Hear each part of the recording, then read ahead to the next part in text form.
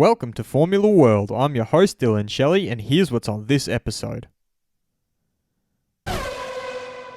First up on Formula World, Ocon very close to Mercedes' seat.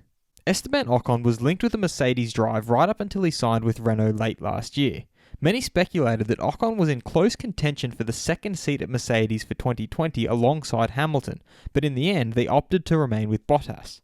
When Ocon was asked how close he feels he was to getting that Mercedes contract, he had the following to say: "Very close, and until the last moment there were discussions. But that's done now and I have to look ahead and what I have in front of me.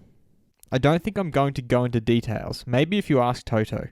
I think it was only him taking the decision, but I think he can explain it better.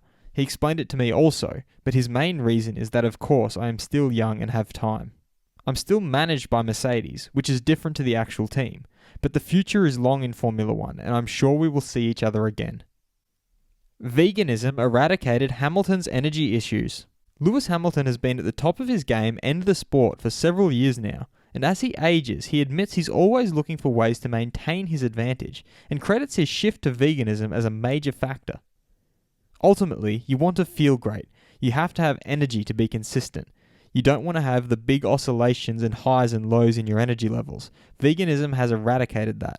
When I was 22, it was raw talent. You've got an abundance of energy, you're fit, and there are no aches and pains. But I'm always looking at how I can improve. Can my eyesight be better? Can my reactions be improved? Are there any new ways of testing my reactions? There's a multitude of things, and I'm always trying to raise the bar. One of the things was my sleeping pattern and not feeling right in the stomach. Your gut is your second brain. We're taught to drink milk and eat meat for protein, and I started looking into other areas of research around all of this. The first thing was, what's happening to the animals? Secondly, the impact it can have on your body. That's a free advantage I'm going to take. If no one else wants it, well, that's their loss. Fast feed! It appears Haas is switching to their previous colour scheme, which they alluded to in several online posts showing new branding. Alfa Romeo driver Antonio Giovinazzi says he is ready for a difficult season as he expects the midfield battle to remain tight in 2020.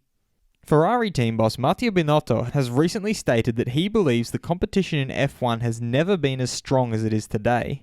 Former F1 team boss Flavio Briatore has come out saying that at least 5 or 6 drivers, including Alonso, would have won the 2019 title if they were given a Mercedes. F1's TV audience has grown to its highest figures since 2012, where it reached a cumulative audience of 1.922 billion over the 21 races. Fernando Alonso has officially cut ties with McLaren after being an ambassador following his departure from the F1 team.